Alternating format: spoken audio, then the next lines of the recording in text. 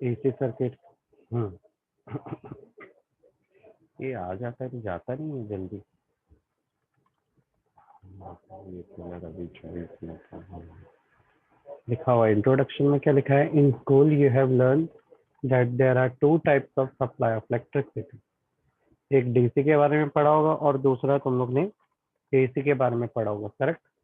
DC में क्या था? DC is the direct current. इसका फुल फॉर्म क्या है डीसी का? Direct current which has fix polarity of voltage. Polarity का मतलब क्या होता है? तो देखो ब्रैकेट में लिखा है, पोलैरिटी मतलब पॉजिटिव और negative charge at the end of the power are fix. बोलेंगे मतलब क्या? अगर मैं वोल्टेज और करंट के बेस पे इसमें ग्राफ बनाऊं, इसके अंदर जो करंट है वो फिक्स होता है, ठीक है? तो देखो मैंने एक स्ट्रेट लाइन बनाई है पॉजिटिव साइड से।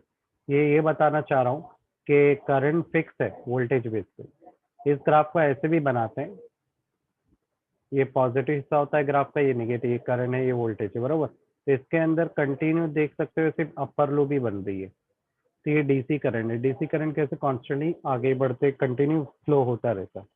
इसका ग्राफ ऐसे भी बना सकते हैं, तो पॉजिटिव बेस पे बनाया, नेगेटिव के बेस पे भी बना सकते हैं। हो सकता है नेगेटिव डीसी करंट हो तो वो नीचे की तरफ ऐसे कंटिन्यूअस बहता रहेगा, करेक्ट? तो fix voltage, fix polarity of volt मतलब चार्ज के बेस पर, अगर नेगेटिव है तो नेगेटिव के बेस पर इसका वोल्टेज फिक्स होता है। समझ में आया? यानी पावर सप्लाई फिक्स होने पर ये चार्ज भी, इनकी पोलैरिटी भी फिक्स रहती है, उतनी ही बहेगी और कंटिन्यू बहेगी। अब आते हैं नेक्स्ट हम लोग किसकी तरफ आ रहे हैं? एसी करंट की तरफ। एसी को क्या बोलते हैं? Alternative current. क्या बोलते हैं? Alternative current. इसके अंदर जो पोलैरिटी होती है वोल्टेज बेस पर कीप ऑन चेंजिंग होते रहती है। कीप ऑन चेंजिंग का मतलब, तो इसका ग्राफ हम लोग बनाते हैं। ये है करंट, ये है वोल्टेज, ये पॉजिटिव, ये नेगेटिव हिस्सा है। अब इसमें कैसे ग्राफ कुछ इस तरह से जा रहा है, यानी करंट वोल्टेज के बेस पर जो करंट बह रहा है वो कीप ऑन चेंजिंग हो रहा है। जो करंट बह रहा है वो कीप ऑन चेंजिंग हो रहा है, मतलब पॉजिटिव से जीरो, जीरो से नेगेटिव। देखो पॉजिटिव से नेगेटिव नहीं हो, पॉजिटिव से जीरो, जीरो से नेगेटिव। क्लियर हुआ? दूसरा वापस से डीसी में आते हैं। डीसी को हम लोग सर्किट में कुछ इस सिंबल से रिप्रेजेंट करते हैं। ये जो बैटरी का सिंबल बनाते हैं ना, ये डीसी सप्लाई का सिंबल है। इसका है डीसी का सिंबल। एसी का सिंबल कैसे बनाएंगे सर्किट में? तो ऐसा सर्कल बनाते और सर्कल के अंदर एक वेव बना देते। ये जो वेव है यही है अल्टरनेटिव करंट का सिंबल, मोस्टली सिग्नल लिखते हैं, है ना? तो ये एसी का सिंबल होता है, इसको इस तरह से ही रिप्रेजेंट करते हैं। हमारे घरों में जो आता है डोमेस्टिकली, अगर मैं बात करूं तो हमारे घर में कितना करंट वोल्टेज आता है? हाँ फरहान साहिमा, बता सकते हो कितना आता है? 230 और 240 ना। हाँ 220 से लेके 230 240 भी बोल सकते हो। और फ्रिक्वेंसी कितनी होती है? ये तो हो गया वोल्टेज। 59 वेरी गलत जवाब, 50 हर्ट्ज तुम्हारी बुक के हिसाब से, पर you are near, but actually लिखी हुई है 50 हर्ट्ज फ्रिक्वेंसी। और करंट कितना ठीक आता है। है?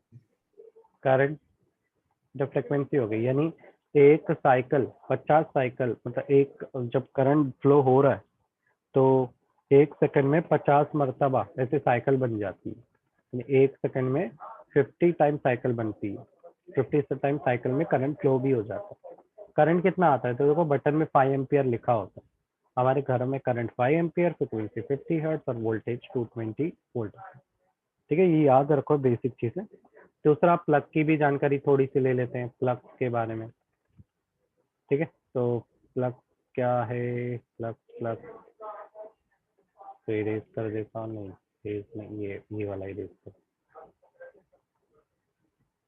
घरों में अगर प्लग की बात करें तो प्लग हमारे 3 टाइप के प्लग होते हैं ना, स्विच, सॉरी प्लग नहीं स्विच, ऐसा रहता है ना, ऐसा प्लग रहता है कि नहीं?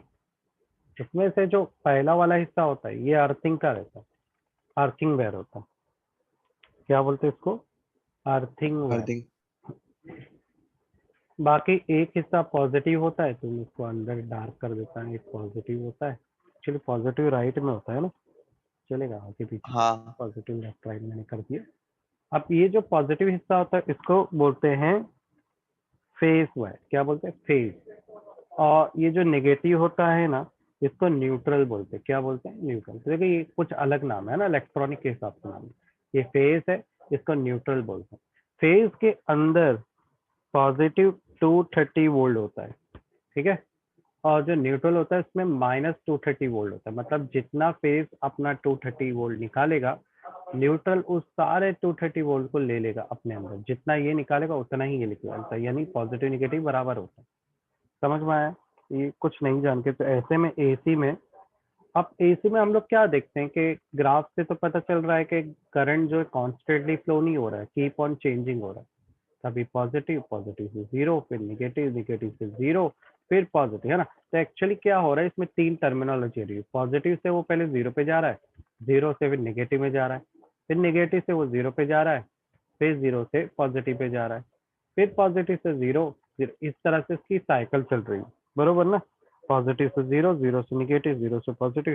तो यानी एक्चुअली हैपन क्या हो रहा है कि 230 वोल्ट से वो जीरो पे जा रहा है, फिर जीरो से -230 वोल्ट पे जा रहा है। करंट कुछ इस तरह से ही बह रहा है ना, कंटिन्यू, करेक्ट?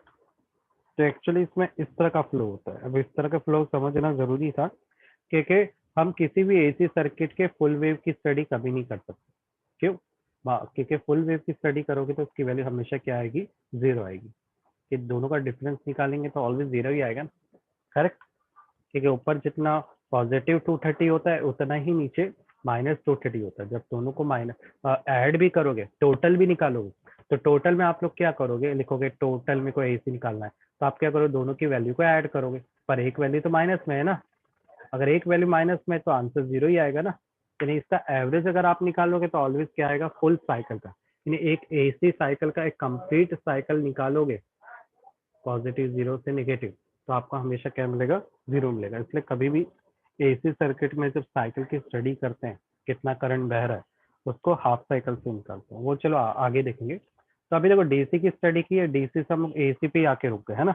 एसी के बारे में कंटिन्यूस पढ़ रहे हैं, तो इस चैप्टर के अंदर हम लोग एसी के बारे में ही स्टडी करनी है, डीसी के बारे में स्टडी नहीं करने का है। अब देखो आगे क्या लिखा है कि ये जो हम लोग पढ़ रहे हैं इसका इस्तेमाल कहाँ पे होता है, तो बिल्कुल सिंपल है। एसी का इस्तेमाल टीवी में, कंप्यूटर में, ऑफिस में, रेडियो में, ट्रांजिस्टर में, है ना? कभी कभी तो एसी को डीसी में कन्वर्ट करने के लिए भी इसका इस्तेमाल होता है, रेक्टिफायर लगाकर इसको करते हैं। तो एक वर्ड आया रेक्टिफायर, इसके बारे में और अच्छे से पढ़ेंगे। फ्रिज में, फैन में, air condition, heater, coil heater, मतलब घरों में डायरेक्ट इनडायरेक्ट अगर मैं बोलूँ तो जितने भी डोमेस्टिक सप्लाई मटेरियल होते हैं उनमें एसी का इस्तेमाल किया जाता है ना? अब बोल रहा है कि लास्ट चैप्टर में आप लोग ने ऑलरेडी इलेक्ट्रोमोटिव फोर्स के फॉर्मूले के बारे में पढ़ा है, E is equal to E naught sine omega T. मैं बोलूंगा अरे मैंने कहाँ पढ़ा ये?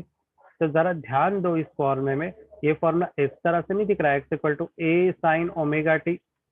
अब बोले ये फॉर्मूला कहाँ पे पढ़ा है, तो बोलेंगे सर ये फॉर्मूला तो ऑसिलेशन में पढ़ा है। वेरी गुड, ये ऑसिलेशन से लिंक ही रहेगा ना जब वेव की स्टडी कर रहे हैं। तो ये फॉर्मूला एक्चुअली ऑसिलेशन से बना है, क्योंकि एसी में ऑसिलेशन क्या काम कर रहा है, अरे तो वेव बन रही है, वेव प्रोड्यूस होगी, तो हमें ऑसिलेशन कॉन्सेप्ट पे आना ही पड़ेगा, क्योंकि ऑसिलेशन क्या बोलता है, to and from motion about its mean position. तो इसमें to and fro motion about its mean position हो रहा है कि नहीं, करेक्ट? हाँ इसलिए हो रहा है के अंदर इसका लिंक आ गया, करेक्ट? सर। डीसी का हम लोग को स्ट्रेट है ये ना, समझ में स्ट्रेट आया। लाइन है ना हाँ, ग्राफ? डीसी डीसी का का एक ग्राफ स्ट्रेट स्ट्रेट लाइन है लाइन ना? ग्राफ। हाँ, स्ट्रेट लाइन ऐसा दिखाओ या इसको ऐसे से करके दिखाओ, दोनों चलेगा, दोनों ही सही रहता है। ठीक है। अब हमें ये सर ये पार्ट कैंसल्ड है, एसी जनरेटर। हाँ, इसलिए तो नहीं पढ़ा रहा था बस इतना ही, वो इक्वेशन की जरूरत पड़ेगी नहीं। तो ग्राफ देख लो, ग्राफ में तुम लोग को मैं इक्वेशन जो दिख रही है ना, is equal to E naught sine omega T, उसका देखना पड़ेगा। ये जो ई नॉट क्या होता है पता है? जैसे मैंने अभी इसको कंपेयर किया, E is equal to E naught को, साइन ओमेगा टी को मैंने किससे कंपेयर किया, X equal to A sine omega T फॉर्मूले से। तो हमें पता ए क्या होता है, एम्पलीट्यूड होता है। तो ई नॉट भी किसको रिप्रेजेंट कर रहा है, एम्पलीट्यूड को ही बता रहा है। मतलब ये वो प्लेस है जहाँ पर पिक सबसे ज्यादा है। पिक ज्यादा मतलब यहाँ पे सबसे ज्यादा वोल्टेज है, क्योंकि यहाँ पर जो ई है ना इस चैप्टर में, ई किसको रिप्रेजेंट कर रहा है, वोल्टेज को। इलेक्ट्रोमोटिव फोर्स किसको रिप्रेजेंट कर रहा है, वोल्टेज को रिप्रेजेंट कर रहा है। यानी यहाँ पर वोल्टेज सबसे ज्यादा है, हाई पिक में है, इससे ज्यादा नहीं पड़ेगा, बरोबर? और नॉर्मल ई क्या है, वो नॉर्मल ई तो पूरे वोल्टेज को रिप्रेजेंट करता है। समझ गए? ओके, तो यही इससे से लिंक बनाए। और ओमेगा टी तो आप लोगों को पता है, टाइम के बेस पे जो एंगुलर वेलोसिटी के बेस पर जो एंगल बनाते हुए जो वेव आगे बढ़ रही है, उसकी स्पीड को रिप्रेजेंट कर रहा है। आगे बढ़ जाते हैं एवरेज एंड आरएमएस वैल्यू पे। ये एवरेज और आरएमएस वैल्यू होती क्या है वो पहले अंडरस्टैंड करते हैं। तो इसके अंदर काफी मैंने थोड़े एडिशन किए स्टडी करते वक्त। चीज़ें ऑटोमेटिकली ऐड हो गई, कुछ एडिशन नहीं किया मैंने, अपने आप एडिशन हो गई। एवरेज और square root mean square value, root mean square value, ठीक है। सबसे पहले एवरेज पढ़ेंगे, उसके बाद रूट मीन स्क्वायर वैल्यू कुछ नहीं है। एवरेज, यहाँ पे एवरेज क्या चीज़ का पढ़े, तो हम लोग करंट के बारे में पढ़ेंगे। यहाँ पे हम लोग एवरेज निकालेंगे करंट का। देखो एक चीज़ याद रखो, करंट और वोल्टेज बराबर होगा। कैसे बोल रहे हो सर, ऐसा कैसे? अभी तो कितनी बार आपने बोला ये बढ़ेगा तो ये घटेगा, नहीं, एक प्लेस तो आएगा जहाँ पे ये बराबर होंगे। कि ओम्स लॉ के हिसाब से क्या होता है, ओम्स लॉ के हिसाब से voltage is directly proportional to current, यही बोलता है ना ओम्स लॉ। तो ओम्स लॉ याद रखो, बिना ओम्स लॉ के ना इलेक्ट्रॉनिक यूजलेस है, इसके बिना बोलते हैं ना इलेक्ट्रॉनिक कॉन्सेप्ट आगे बढ़ ही नहीं सकता। अंडरस्टूड? तो ओम्स लॉ काफी हेल्प करता है अपने को ये समझाने के लिए कि एक्चुअली हैपन क्या होगा। तो जब भी अब यहाँ पर इस चैप्टर में वोल्टेज को हम लोग ई से रिप्रेजेंट कर रहे हैं, दैट मीन्स ईएमएफ। तो यहाँ पर जब भी हम लोग एक फॉर्मूला बनाएंगे, जैसे मान लो मैंने ये फॉर्मूला बनाया, तो इसकी मदद से मैं चुटकियों में करंट का फॉर्मूला भी बता सकता हूँ। सेम सिर्फ क्या किया मैंने, सिंबल बदला, आई ई की जगह आई ले लिया, ई नॉट की जगह पे आई नॉट ले लिया, है ना। तो यहाँ पे ये ई नॉट आई नॉट क्या होता है, तो ये पिक वैल्यू होता है। पिक वैल्यू का मतलब क्या होता है, वो प्लेस जहाँ पे करंट सबसे मैक्सिमम होता है। करंट मैक्सिमम होता है या तो वोल्टेज मैक्सिमम होता है। ईएमएफ मतलब इलेक्ट्रोमोटिव फोर्स मतलब वोल्टेज मैक्सिमम होता है, उस प्लेस को क्या बोलते हैं, ई नॉट पिक वैल्यू। इसका मतलब क्या है यहाँ पे, पिक वैल्यू। इसका मतलब क्या है यहाँ पे, पिक वैल्यू, ठीक है। जैसे ग्राफ में अगर मैं बोलूँ तो बताओ करंट सबसे ज्यादा कहाँ है, तो बोलेंगे सर यहाँ पर है, तो बोलूंगा ये जो प्लेस है ये है इसका पिक वैल्यू। अंडरस्टूड? तो अब आगे बढ़ते हैं। अब एक कॉन्सेप्ट में समझा रहा हूँ यहाँ पे। मान लो मैंने एक ग्राफ बनाया, उसमें मेरे को एसी करंट के एक साइकिल का एवरेज निकालना है। मान लो ये 0 है, 0 से ऊपर हाईएस्ट 5 वोल्ट है और नीचे हाईएस्ट -5 वोल्ट है। अब मेरे को ये पहली साइकिल, ये एक कंप्लीट साइकिल में दो वे बनती है, एक पॉजिटिव एक जीरो एक नेगेटिव, ये हो गई कंप्लीट साइकिल, एस बनना चाहिए, ठीक है। अगर मैं इसको कैलकुलेशन करता हूँ, एवरेज निकालता हूँ, एवरेज का तरीका होता है कि दोनों को ऐड कर दो, करेक्ट। टू टाइम में यहाँ तो कुछ ऐसा है ही नहीं, तो दोनों को ऐड करेंगे तो क्या आएगा, प्लस करेंगे और माइनस में नीचे वाला वैल्यू तो जीरो आ रहा है। यानी अगर एक कंप्लीट साइकिल का आप वैल्यू निकालते हो तो ऑलवेज क्या आएगा, जीरो आएगा। यानी अगर आपको किसी करंट का साइकिल निकालना है और उसकी कोई वैल्यू निकालनी है, एवरेज ही निकालना हो तो भी, तो आपको क्या करना पड़ेगा, इसकी हाफ साइकिल लेनी पड़ेगी। समझ में आया क्यों कर रहे हैं? हम लोग फुल ही निकालेंगे पर हाफ हाफ करके निकालेंगे। कि हम प्रॉब्लम क्या आ रहा है कि जो नॉर्मल मेथड है उसके जरिए फुल साइकिल की वैल्यू गलत आ रही है, जीरो आ जा रही है। तो हाफ साइकिल का मतलब क्या होता है, वापस से वेव बनाओ और वेव को सिर्फ इतना ही बताओ, बाकी हिस्सा मत बनाओ, ठीक है। या तो पॉजिटिव या तो निगेटिव, इतने से हिस्से का अगर आपको निकालना है एवरेज तो इजीली निकलता है। समझ गए? तो अभी हम लोग को ये पता है कि ये जो हिस्सा है वो पिक वैल्यू है करंट का। अब करंट का एवरेज कैसे निकालते हैं, तो कूलम्स लॉ का फॉर्मूला पता है, करंट का फॉर्मूला क्या बताया था उसने, या चार्ज का फॉर्मूला क्या था, charge equal to current into time, यही था ना फॉर्मूला। तो करंट क्या हो जाएगा, करंट हो जाएगा चार्ज अपॉन टाइम, होगा कि नहीं। तो इसके नीचे लिखते हैं एवरेज, तो एवरेज करंट क्या होगा, चार्ज अपॉन टाइम। किससे निकाला, समझ में आया? अगर मान लो मेरे को छोटा छोटा, अभी यहाँ पे साइकिल इतनी छोटी छोटी, यानी मैं बहुत छोटी छोटी चीज की स्टडी कर रहा हूँ। तो अगर मुझे छोटे करंट का एवरेज निकालना है तो वो क्या होगा, I is equal to d q upon d t. देखो मैंने ये सेम फॉर्मूला लिखा है ना साइमा फरहान, बस मैंने क्या किया यहाँ पर, डी लगा दिया, डिफरेंशियल लगा। ये कब इस्तेमाल करेंगे, जब आपको स्मॉल करंट की वैल्यू निकालनी चाहिए और अगर आपको एवरेज निकालनी है, बड़े करंट की वैल्यू निकालनी है, तो ये वाला फॉर्मूला यूज करेंगे। जाहिर बात है फिजिक्स की स्टडी कर रहे थे हम लोग, छोटी छोटी चीज की स्टडी करते हैं। अब मैं क्या करता हूँ, डी को यहीं रहने देता हूँ, डी टी को लेफ्ट साइड ले लूँ, तो डी क्यू हो जाएगा आई इंटू डी टी। ये फॉर्मूला बन गया charge equal to current into time, ठीक है। ये फॉर्मूला कब यूज करेंगे, जब हमें किसी एसी करंट का, एसी के करंट पता करना हो कि कितना करंट उसमें बह रहा है, तब हम लोग इस फॉर्मूले का इस्तेमाल करेंगे। क्लियर है यहाँ तक? हाँ सर। है? अब देखो हाँ पैराग्राफ सर। पढ़ोगे तो आप पल्ले पड़ेगा कि पैराग्राफ क्या बता। Alternative voltage and current go through a value between zero and the peak value in one cycle. Zero in one cycle में देखो बोल रहा है कि एक पिक वैल्यू है, फिर जीरो है, फिर निगेटिव वैल्यू है ना। एक साइकिल में कितने पिक वैल्यू आते हैं, इसके हिसाब से एक साइकिल में between zero and the peak value in one cycle, बोलता है पिक वैल्यू आती है, डा लिखा है, ये नहीं बोला एक पिक वैल्यू आती है। एक साइकिल में दो पिक वैल्यू आती है, एक निगेटिव एक पॉजिटिव रहती है, और 0 के बिटवीन ही वो दो पिक वैल्यू आती है, करेक्ट ना, एक साइकिल में। ओके, अब आगे बढ़ते हैं। ये क्लियर हो गया? कोई डाउट आया यहाँ पे फरहान साइमा? अब आगे बढ़ते हैं। नहीं नहीं सर। सर। वी डिफाइंड, अभी यही प्रॉब्लम है कि टेक्स्ट बुक में बहुत सारी चीजें बहुत फटाफट उसमें समझाते हैं ना। We defined some specific value would be convenient for comparing to voltage and current in waveform. और है हम लोग ना एक तरीके से एक स्पेसिफिक वैल्यू से, जो स्पेसिफिक वैल्यू मैंने अभी समझा है, उसके जरिए हम लोग करंट का और वोल्टेज निकाल सकते हैं। अभी देखो मैंने एक फॉर्मूला तुम लोग को अभी अभी जस्ट बताया, बोला कि करंट अगर पता करना है तो आप कौन सा फॉर्मूला यूज करोगे, D q upon d T, correct. तो इसके बाद मैं बोला डी क्यू का फॉर्मूला क्या है, आई इंटू डी टी। बोलेंगे सर आपने कैसे निकाला? अरे इसी को किया, शिफ्टिंग किया, ये डी टी को इधर ले लिया, है ना। पर मेरे को देखो एक आधी साइकिल, ये जो फॉर्मूला बना है किसके लिए बना है, एक आधी साइकिल के लिए। पर मेरे को तो पूरी साइकिल का फॉर्मूला निकालना है, तो मैं क्या करूं बताओ।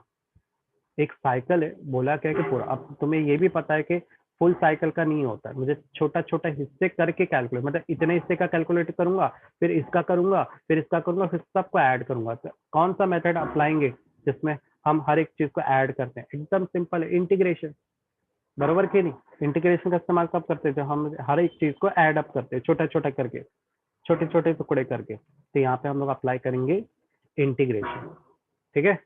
अब मैं क्या करूंगा, डी क्यू की वैल्यू मेरे पास है, डी क्यू क्या है, आई डी टी, तो मैं इस डी क्यू की जगह क्या ले लूंगा, I D T upon d T.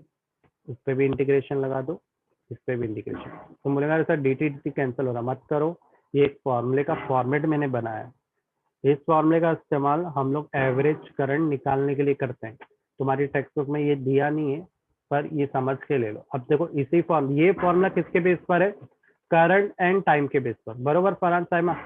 अब मेरे को एंगल के बेस पे फॉर्मूला बनाना है, तो एकदम सिंपल है, इसी फॉर्मूले की कॉपी कर लो। जहां से टी दिख रहा है वहां पे टीटा लिख दो, जहां से तुमको टी दिख रहा है वहां पे क्या लिख दोगे, टीटा लिख दो। समझ में आया कैसे फॉर्मूला बनाया फरहान? इजी है। अब हाँ एक और सर। चीज, हम लोग एक चीज पे तो ध्यान ही नहीं दे रहे फरहान साहब, कि जो एसी करंट होता है, अगर मैं उसे उसका डायरेक्शन और एंगल दिखाना है तो मुझे ट्रिग्नोमेट्री का कौन सा साइन का इस्तेमाल करना पड़ेगा, साइन का या कोसाइन या टेन का? कौन सी चीज मुझे बताएगी कि ये कैसे ट्रैवल कर रही है, ये एंगल है, अपोजिट अपन हाइपोटेन्यूज, साइनोसाइडल, साइन थीटा का इस्तेमाल करना पड़ेगा। ये साइन एंगल तो मैंने लिख दिया, आई थीटा अपन डी टी, पर कौन सा एंगल मुझे एग्जैक्ट बताएगा कि इसका डायरेक्शन कैसा है? तो बोलते हैं एसी करंट है साइन थीटा के फॉर्म में बहता है। अब बोलेंगे सर ऐसा कैसा आपने बोल दिया?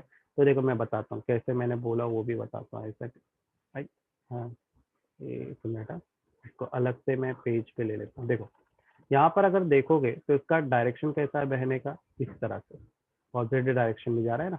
अगर मेरे को इसका डायरेक्शन देखना है तो ये एंगल हो गया मेरा, यही हुआ ना एंगल। तो अगर मैं इस एंगल से ऐसा इस तरह से एक ट्रायंगल बना देता हूँ, ठीक है, तो ये ट्रायंगल मुझे एक्चुअली इसका रास्ता बता रहा है, अपोजिट से मुझे ये पता चल रहा है कि इस तरफ जा रहा है, करेक्ट। एक्चुअली मुझे ऐसा बनाना चाहिए था, इसमें ऐसी वेव बनानी चाहिए थी, और वेव के पिक से एक ट्रायंगल और ये ऐसा बनाना चाहिए।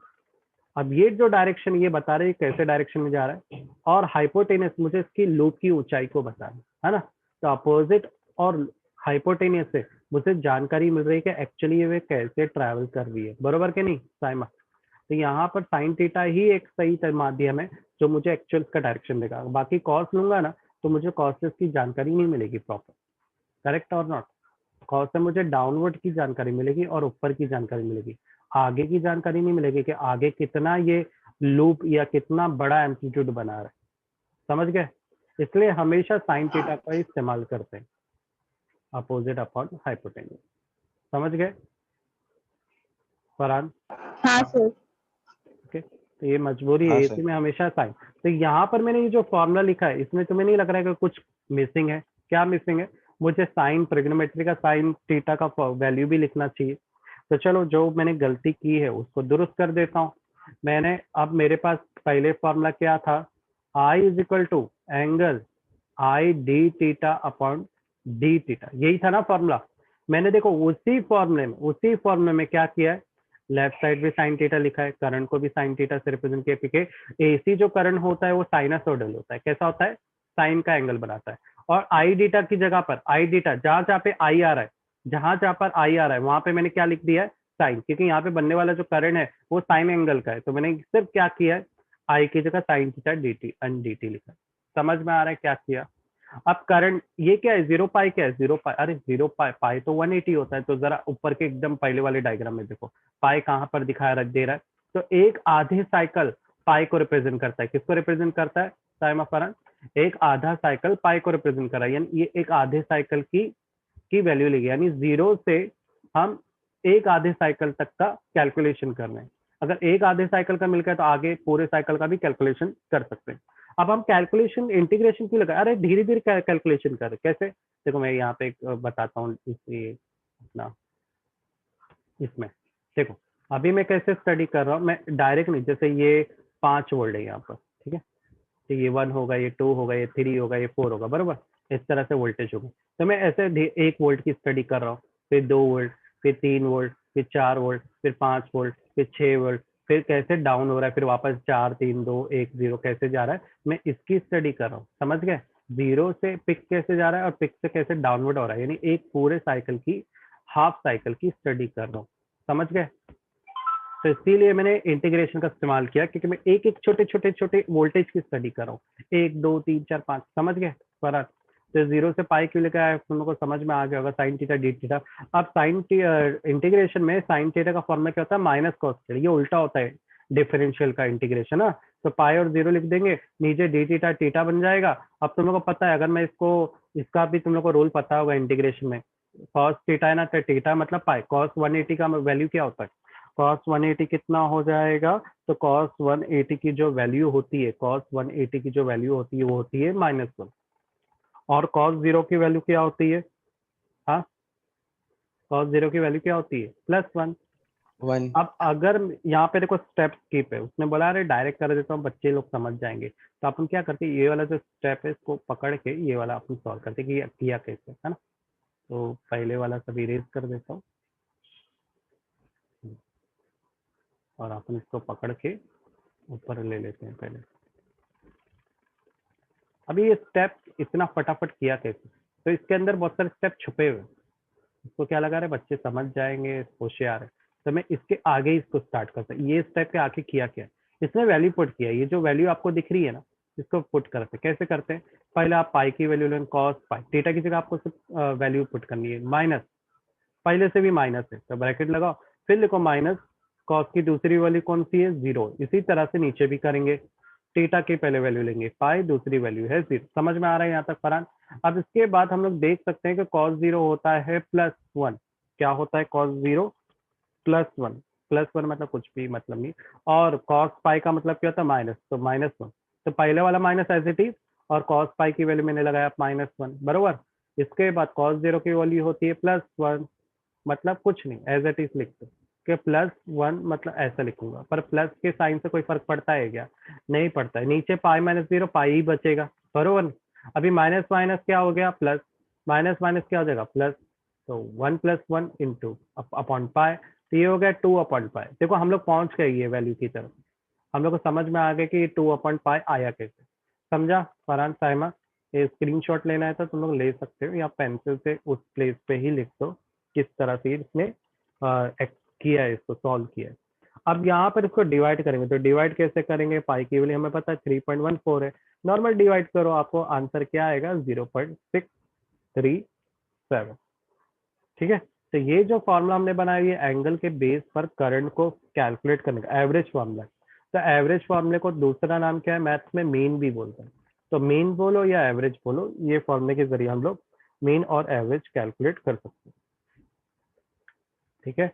अब यहाँ पे मेरे पास ये जो साइन थीटा था एक्चुअली वो क्या था, आई था, इसको कैलकुलेट करने पे वैल्यू क्या आई 0.637, ये आई इंटू इसमें आई नॉट पुट करता हूँ। अब बोलेंगे सर ये क्या कर रहे हो, यहाँ तक तो सर समझ में आया, ये क्या है, अरे आई नॉट लिखना पड़ेगा ना, ये जो वैल्यू आई एवरेज करंट की है, पर मान लो मेरे पास एक करंट है जिसका पिक वैल्यू बहुत हाई है, तो उस बेस पे मैं कैसे कैलकुलेट करूंगा उस पिक वैल्यू को, तो बहुत आसान है, उस पिक वैल्यू को कैलकुलेट करो, मान लो तुम्हारी जो पिक वैल्यू वो 5 वोल्ट की है, ठीक है साइमा फरहान।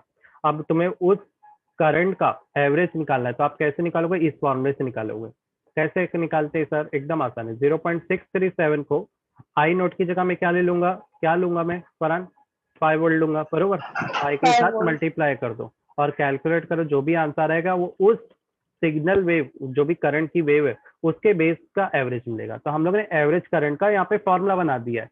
अंडरस्टूड कैसे बनाया फॉर्मूला? इजी है फॉर्मूला। अब देखो ये करंट का फॉर्मूला, अब मैंने तुमको पहले क्या बोला था कि आई और ई ये दोनों बराबर होते हैं। अगर ये दोनों बराबर है तो इसी फॉर्मूले में क्या करना है, आई की जगह ई एवरेज लिखना है, नंबर सेम रहेगा 0.637।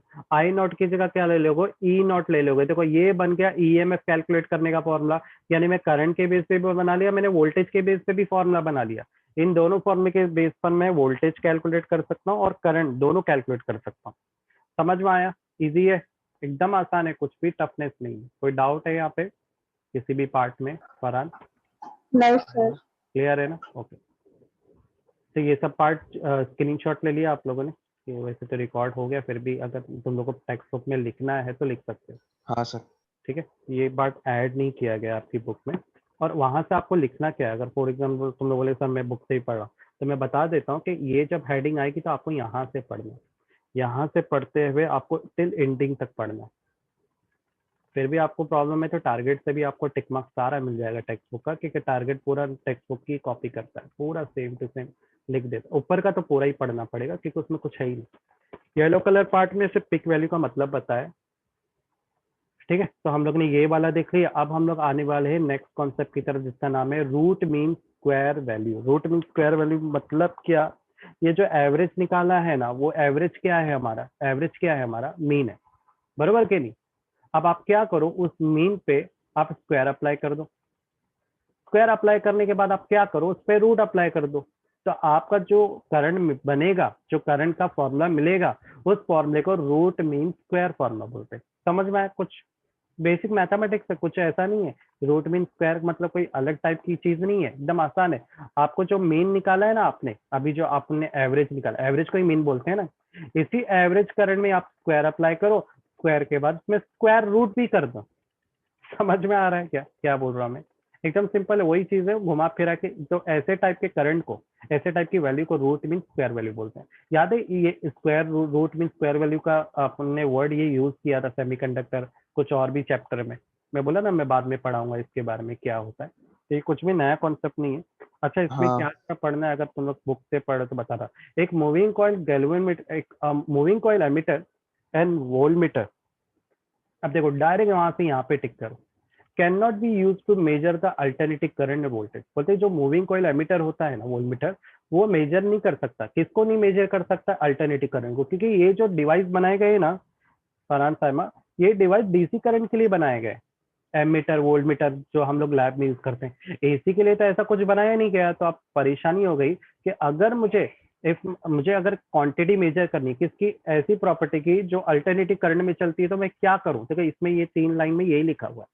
तो बोलते हैं एक तरीका है, उस तरीके को बोलते हैं हीटिंग इफेक्ट। इस हीटिंग इफेक्ट के जरिए आपको क्या करना है, करंट का स्क्वायर कर देना। यानी ये जो रूट मीन स्क्वायर वैल्यू वाला जो मेथड है ना, ये वो मेथड है जिसके जरिए हम लोग किसी भी एसी करंट का करंट कैलकुलेट कर सकते हैं, कितना वोल्टेज जा रहा है वो कैलकुलेट कर सकते हैं। फिर डीसी के लिए तो डिवाइस है, इसके लिए क्या करेंगे? तो यहाँ पे हीटिंग इफेक्ट बोलते हैं। हीटिंग इफेक्ट बोलते हैं जो एसी करंट होता है वो हीटिंग इफेक्ट पे डिपेंड होता है। उसका जो स्क्वायर ऑफ करंट होता है, बोलते जो करंट होता है ना, हमेशा स्क्वायर मतलब जो भी डबल करंट हो गया, वो ऑलवेज पॉजिटिव होता है एसी का। And hence does not depend upon the direction of flow of current. और दूसरा, एसी में डायरेक्शन में निर्भर नहीं होता है। डायरेक्शन का क्या बोलेंगे, एक फिक्स डायरेक्शन नहीं होता उसका, है ना? उसका ऐसा कोई अलग डायरेक्शन नहीं है। चलो यहाँ पे मैंने बंद कर दिया इस कॉन्सेप्ट को।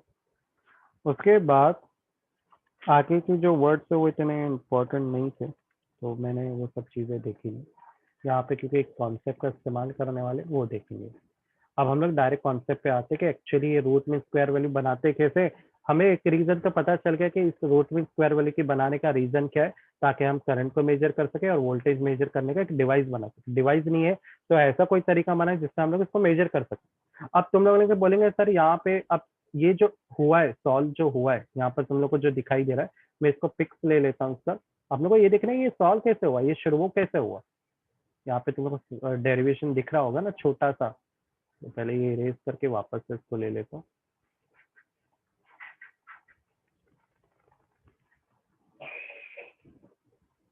मजे की बात है कि ये देखो ना डायरेक्ट चालू हो गया। तुम लोग बोलेंगे अरे सर ये क्या डेरिवेशन का शुरुआत ही नहीं समझ में आ रही, की शुरुआत। तो इसमें कुछ स्टेप मिसिंग है, हम लोग को वो स्टेप पहले कवर करनी है जो मिसिंग है। तो मैं वो स्टेप कवर करता इसको ही नीचे कर देता हूँ, ताकि उसकी जो स्टेप है जो मिसिंग है, जो उसने लिखा नहीं है, उसको मैं ऊपर लिख देता हूँ। तो सबसे पहले ये स्टार्ट ऐसे नहीं होगा। सबसे पहले एक्चुअली आपको जो फॉर्मूला दिया था ना मैंने, आई इज इक्वल टू, आपको पता था ना करंट का formula, I is equal to I D theta upon D theta. याद है कि नहीं ये फॉर्मूला, करंट का एवरेज का फॉर्मूला, रिमेंबर? ये भूल गए? अब हम लोग को क्या करना है, इसी फॉर्मूले में रूट मीन स्क्वायर अप्लाई करना है। तो रूट मीन स्क्वायर कैसे करेंगे, बहुत आसान है। इसको पहले स्क्वायर अप्लाई कर दो, पूरे फॉर्मूले में स्क्वायर कर दो। कि अभी क्या है, 0 और पाई, करेक्ट? 0 और पाई, पाई पाई का स्क्वायर 2 पाई हो जाएगा। पाई पाई का स्क्वायर क्या होता है, मतलब 2 मरतबा पाई को मल्टीप्लाई करना, जो भी। अभी देखो, अब मैं इस पे स्क्वायर अप्लाई करता हूं तो क्या हो जाएगा, ये हो जाएगा I square is equal to 0 और 2 pi I square d theta upon, correct, upon D theta. इसमें भी नीचे लिखेंगे 0 to 2 पाई। डी टीटा पे कोई स्क्वायर अप्लाई करने की जरूरत नहीं, उससे कोई फर्क नहीं पड़ने वाला, उसको सिर्फ आई पे स्क्वायर हो जाएगा। यहाँ तक समझा? थोड़ा खिंच खिंच हो गया है, क्लियर है यहाँ तक साइमा? अब तुम बोले सर ये 2 पाई कैसे हुआ है, पाई का पाई स्क्वायर होता है ना, तो जरा ध्यान दो। एक पाई एक हाफ साइकिल को रिप्रेजेंट करता है, दूसरा पाई दूसरी हाफ साइकिल को। तो टोटल कितने हाफ हाफ है यहाँ पे, कितने हाफ पाई पाए हैं यहाँ पे? एक पाई ये है, एक पाई ये है, तो टोटल कितने पाए हैं अपने पास, 2 पाई, इसलिए यहाँ पे 2 पाई लिख दिया। समझ में आया क्या मैं एक्सप्लेनेशन कर रहा हूँ? कोई डाउट यहाँ तक? फरहान, साइमा, आवाज आ रही है कि नहीं? हाँ सर आ रही है। ओके। अब नेक्स्ट आगे क्या करेंगे हम लोग, एक फॉर्मूला अप्लाई करने वाले। एक्स इक्वल टू क्या होता है, ए साइन ओमेगा टी, यही बताया था ना। तो अब एक्स की जगह मैं क्या ले रहा हूँ, एक्स की जगह ले रहा हूँ I is equal to I naught. याद है ये फॉर्मूला था, ये फॉर्मूला किस फॉर्म में था, इसके फॉर्म में था, ई नॉट साइन ओमेगा टी। अगर ये ई नॉट है तो इसको आई फॉर्म में भी लिख सकते हैं। अब देखो आई की जगह पे मैं क्या लिखूंगा, यहाँ पे जो आई तुमको दिखाई दे रहा है, इस आई की जगह में मैं ये लिखने वाला हूँ। क्या लिखूंगा, ये, चलो लिखते हैं हम लोग। बाकी भाग तो वही है, 0 to 2 पाई से मैं आई की जगह क्या लिख रहा हूँ, आई की जगह लिखूंगा आई नॉट, अरे इस पे स्क्वायर है तो सब पे स्क्वायर जाएगा, आई नॉट साइन, अभी ओमेगा टी है तो ओमेगा टी की जगह मैं क्या लिखूंगा, ओमेगा टी मुझे पहले से पता है, theta is equal to omega T होता है, यानी मैं ओमेगा टी भी लिख सकता हूँ और टीटा भी लिख सकता हूँ। Sine square theta डीटा। अभी टीटा क्यों लिख रहा है आपको पता होगा, क्योंकि यहाँ पे टीटा दिया है, इसलिए टीटा। ओमेगा टी लिखा है तो ओमेगा टी लिख दो, कोई फर्क नहीं पड़ता, बरोबर ना? सेकंड, नीचे हो जाएगा, फिर नीचे इंटीग्रेशन अप्लाई कर दो। तो अगर मैं इंटीग्रेशन अप्लाई करता हूँ, ये टीटा ब्रैकेट 0 to 2 पाई हो जाएगा। समझा यहाँ तक? कोई डाउट? थोड़ा और स्पेस रखना चाहिए था ना मेरे को ऊपर, ठीक है, अपने को लग रहा था कि छोटा, मैं आगे वाला हिस्सा यूज कर लूंगा। इधर तो कोई डाउट है साइमा, फरहान? नहीं सर। ठीक है, तो हम लोग लेक्चर को वापस से सर कंटिन्यू इसका करेंगे। मेन फॉर्मूला क्या क्या याद रखने का है? एक आई इज इक्वल टू ये तो मैं वाला ना, बता, राइट में हाँ जो। हाँ, ये तो ऑसिलेशन से ही बना है। अभी लेस देन 1 मिनट है ना, तो 5 मिनट के बाद वापस से ज्वाइन करो, वापस से कंटिन्यू करते हैं ठीक है लेक्चर। सर। ठीक है, चलो 5 मिनट का ब्रेक है।